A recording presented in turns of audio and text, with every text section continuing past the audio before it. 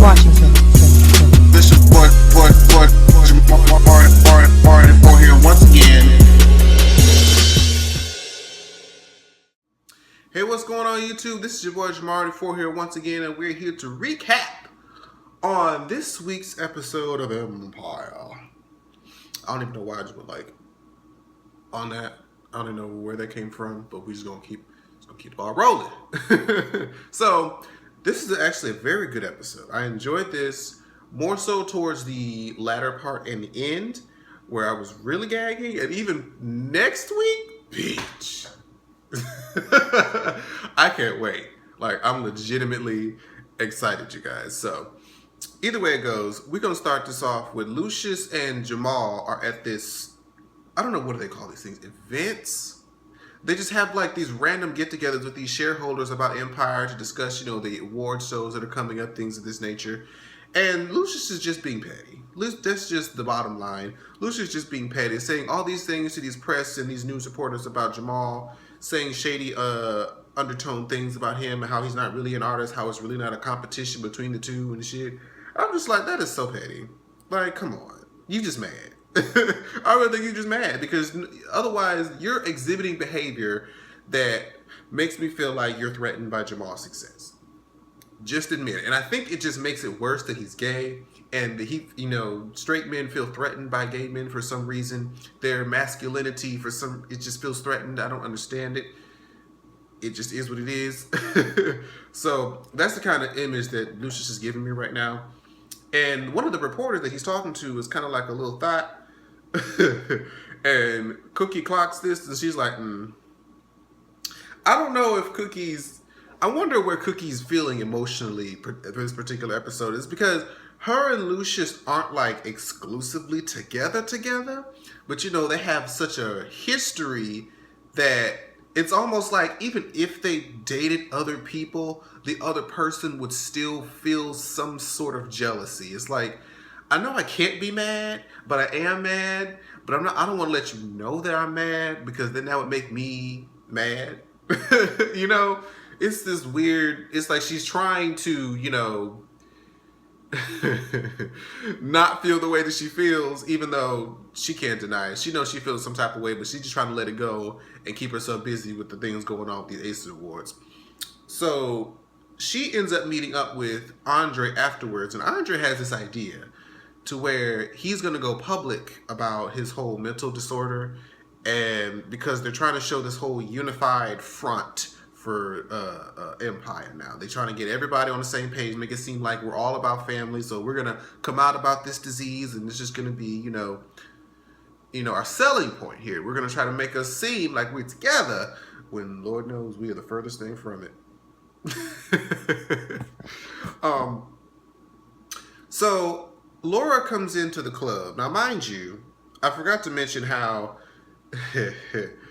Hakeem, I don't know if this is, I thought this was supposed to be a music video set that he was filming, but I guess he was just so happens to be in the club. They were just playing his song, and Laura was blowing his phone up, like, where you at, what you doing, while you were answering my calls, that whole deal. So Laura comes in, and she has to see her fiance, her newly fiance, laid up on stripper booty. Okay, laced stripper booty. And I don't know, I thought I missed the episode because he was up here just like giving a nonchalant attitude, like, I thought like, man, she calling, I don't care, this, that, and the fourth, and she comes up, and she's like, what's going on? And he was just giving this whole attitude about how he just felt like nothing matters, like everything he's doing is a failure, and she's like, dude, I'm your fiance. I'm supposed to be here for you regardless. And he's just like, well, even if I'm not CEO no more, even if I'm not the best rapper or I win this best rapper award. And she's like, no, like Laura doesn't even come off as that kind of person that would be for Hakeem for his status or anything like that. It just never came off that way to me. And it was like, she seemed very wholesome. Her family background seems very wholesome. And so she seemed to kind of value Hakeem for who Hakeem was as a person. So I don't even know why. I guess he was just feeling insecure about, something.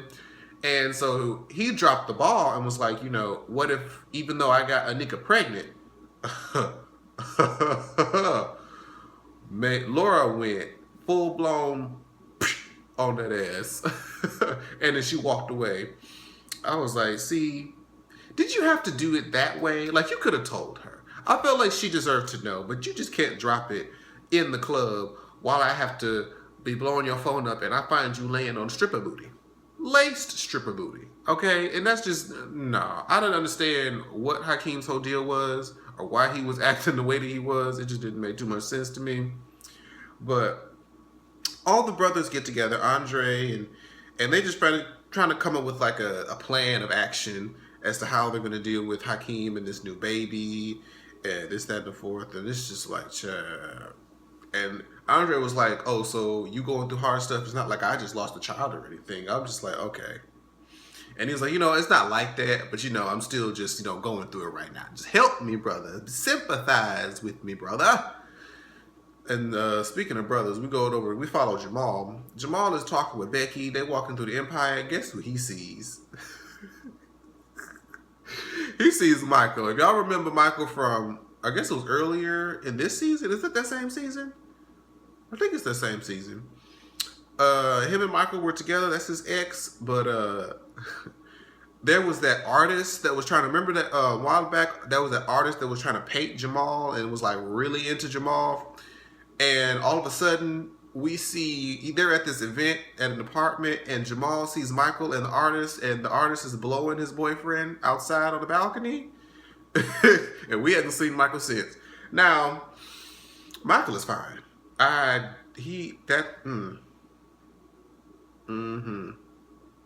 Yes, he is.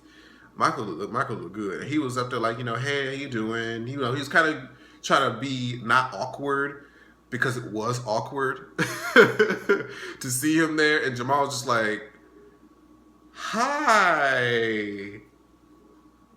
Just like trying to be cool and calm and cordial about it. But, he was trying to basically be like, I'm off, I'm going to get on break, in a couple minutes if, you want to talk, which, it's completely cool if you don't want to talk. You know how when people, they try to extend the olive branch, but they don't want to be rejected. So it's like they extend it a little bit, but then they snatch it back so that you can't hurt them. It's like, I want to get off. I'm going to get off and work. I want to talk if you want to talk. But if you don't want to talk, it's okay. Cool. I completely understand. They just go into defense mode because they don't want to get rejected. But Jamal's like, yeah, sure. Let's talk. They go to this little jazz spot. And this was cute. They had a little band up there playing, and he went on about how, people come here to just do real music. It doesn't matter about the stage, the business, or nothing. It's just all about the music. And so then the guy notices Jamal in the audience. He goes, come up on here and do a little song or whatever. So Jamal gets up there. Now, this episode particularly, I say this is the best vocal that Jamal has ever gave. Season 1 and 2. I was literally looking at him like, okay. All right, now that's something I actually want to hear again. Because y'all know the songs on this season, this half particularly, have just been shit. They've just been shit. Like, there hasn't been anything with any kind of replay value. It's only served like its purpose for that moment in the episode. And after that, we don't care. We don't. So after, the scene with the jazz club, we see Anika. Anika comes to visit Hakeem. Basically, Hakeem has turned into full-blown daddy mode after his brother's inspiration.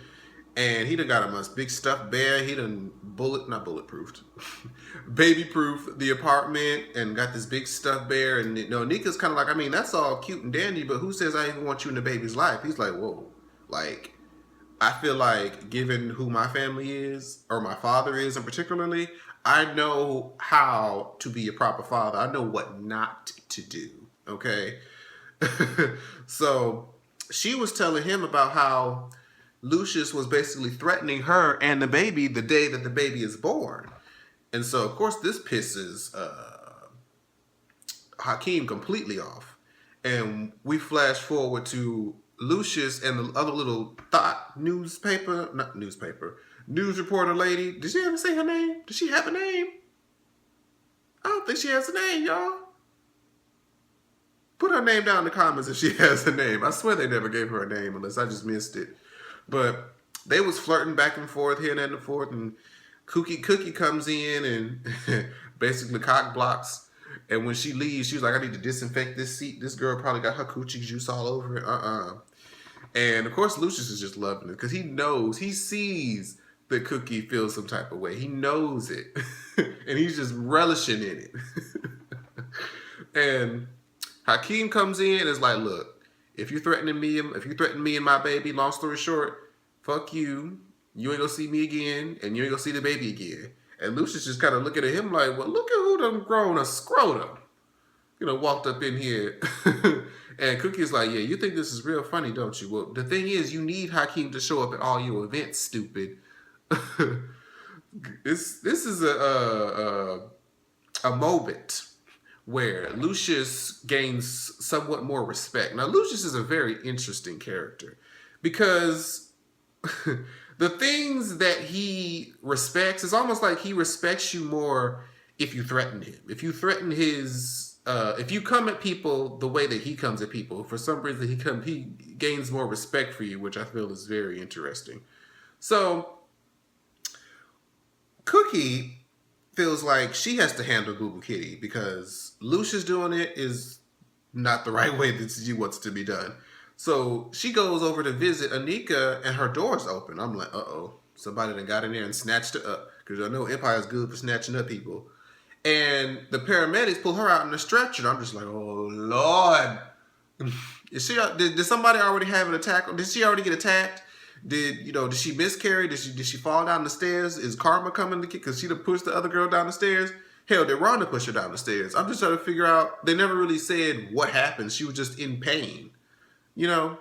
So she's out there in the hospital bed. She's freaking out.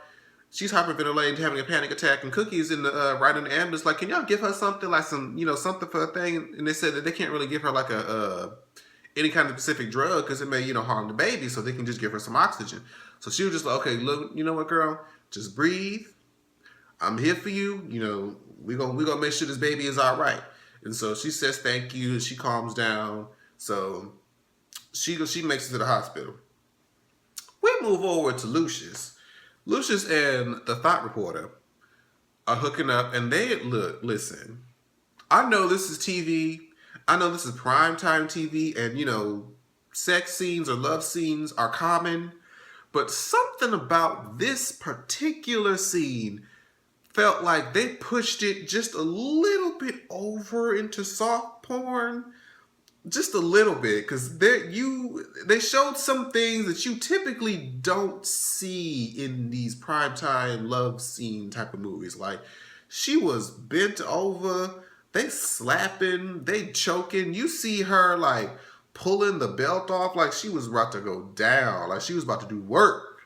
I was just like, oh no, oh, okay, I need to, I was like, wow, we really going there. All right, Lee Daniels, we can, I'm here for it, but I just wasn't ready.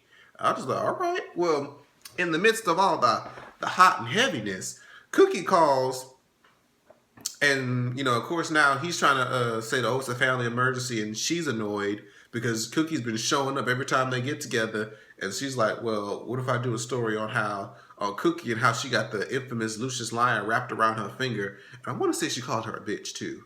And Lucius wasn't too much having that. And he was like, if you want a real story, you can find out what will happen to you if you say something else about Cookie. So that's why it shows, no matter who they screw, who they fucking, Lucius and Cookie will never be able to really be with anybody else other than each other. If they don't, they're going to ruin it for the other person.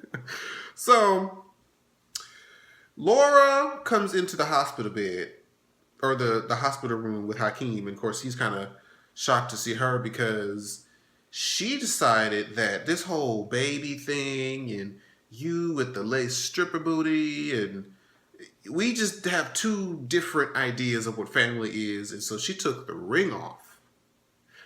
Well, apparently Lucius called her and then talked her into coming back and said how much he respected, his son for what he's doing for his child, and So I guess she decided to give her another chance. And I'm just like, okay, that's cool. I like that.